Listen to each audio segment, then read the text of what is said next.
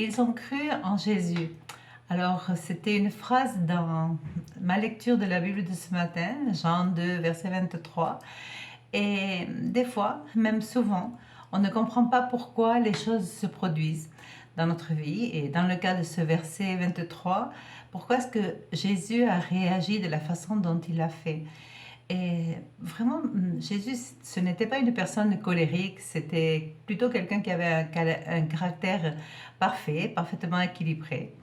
Et des fois, il faut revoir les faits pour comprendre et pour donner un sens aux événements qui nous arrivent dans la vie. Et comme s'il se traitait d'une enquête, il faut réviser chaque chose pour voir où est-ce que nous allons aboutir. Alors voilà ce qui s'est passé. Jésus est allé à Jérusalem et est arrivé dans le temple. Et là, il a trouvé des gens qui vendaient du bétail, des moutons, des colombes, des changeurs de monnaie, etc. Et là, il s'est fâché et il a fabriqué un fouet avec des cordes et il a chassé tout le monde du temple. Et il a, il a dit, ne convertissez pas la maison de mon père en un marché. Et ses disciples se sont souvenus de l'écriture qui disait au psaume 69, verset 9, qui dit « Mon attachement à ta maison est comme un feu qui brûle en moi ». C'est vraiment être dans la maison de Dieu, c'est quelque chose de merveilleux, c'est quelque chose qui nous apporte de la paix, c'est vraiment rentrer dans la présence de Dieu et c'est quelque chose de sacré. Et les chefs juifs ont réagi et ils ont dit « Bon, mais de quel droit as-tu fait cela ?»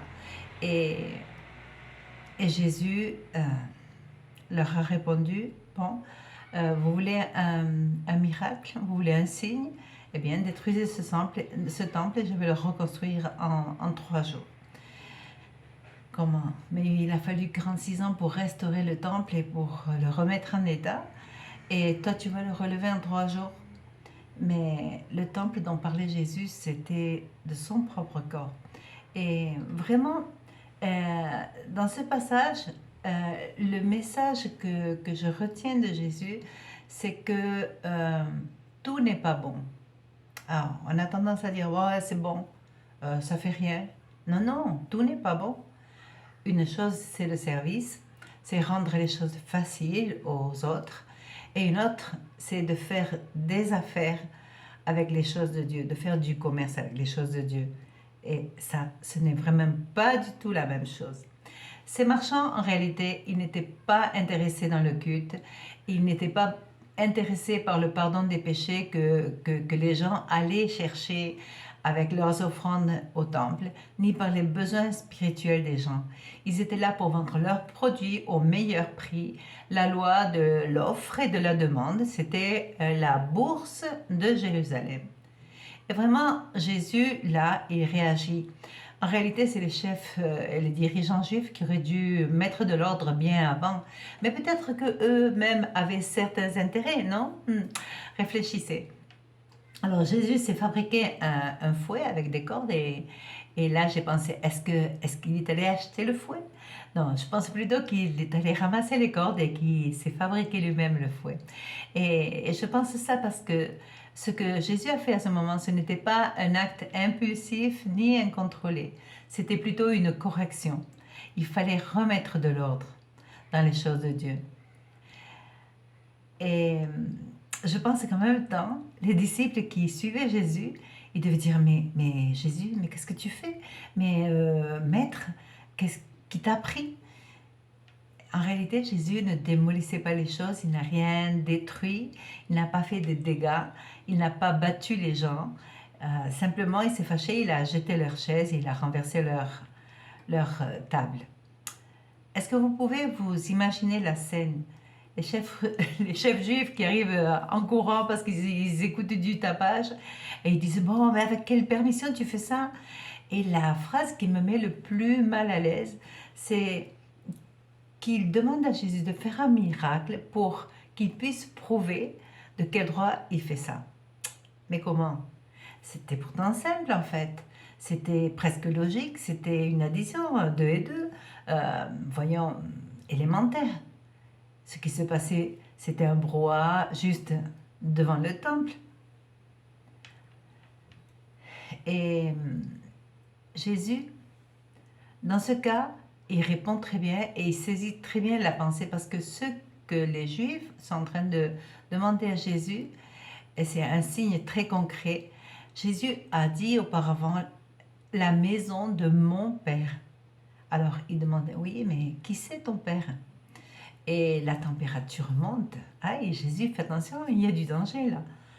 Notre attention est toujours immédiatement attirée par les circonstances, par ce qui fait du bruit, parce qu'on voit les tables renversées, les pièces de monnaie qui roulent, les oiseaux qui s'échappent, les moutons qui bêlent, même la puanteur des excréments des animaux et le bruit de la place du marché à côté, juste à côté, comme on a dit tout à l'heure, de la maison de prière.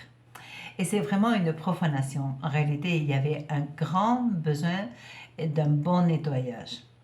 Mais ça, ce n'est que le début, le préambule de l'histoire.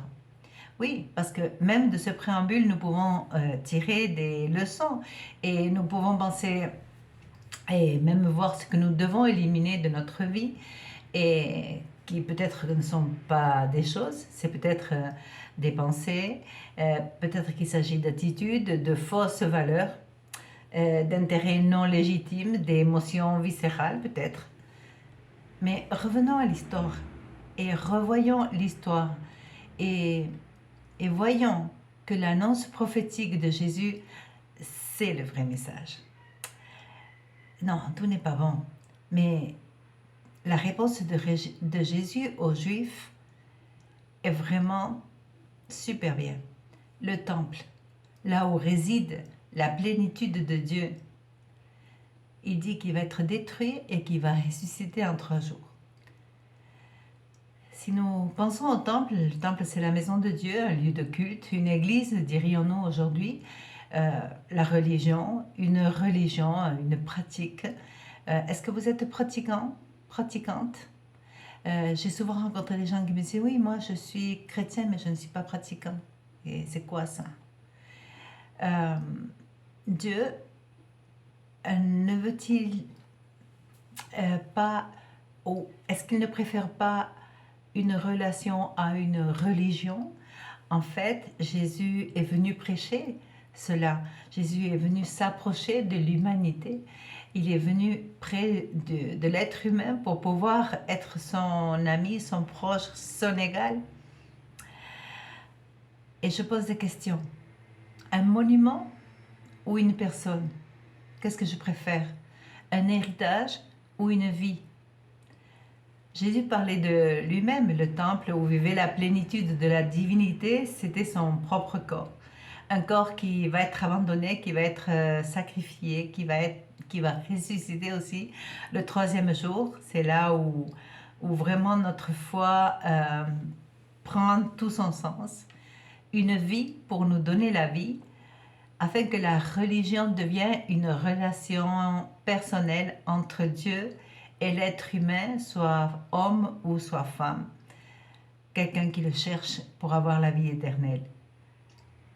Ce n'est que beaucoup plus tard que les disciples ont compris cela. Parce qu'au début, c'était les événements. Mais après, ils ont pu réagir. Après la mort et la résurrection de Jésus, c'est là qu'ils se sont souvenus et qu'ils ont compris. Et c'est là alors qu'ils ont cru. Alors, je vais vous dire aussi que moi aussi, j'ai cru. Et moi aussi, je sais que Jésus, c'est le vrai temple de Dieu. C'est en lui qu'habite toute la plénitude de la divinité. Que Dieu vous bénisse.